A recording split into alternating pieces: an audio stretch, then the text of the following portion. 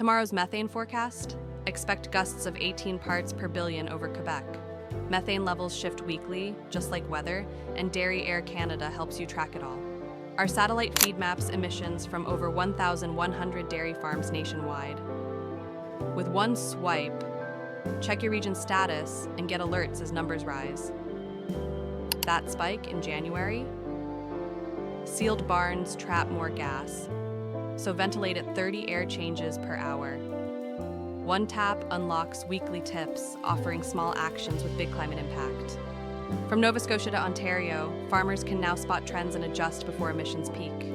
Whether you're in PEI or BC, stay ahead of the methane curve. Learn from 15 years of data, all in your pocket. Download DairyAir Canada and give your farm the forecast it deserves.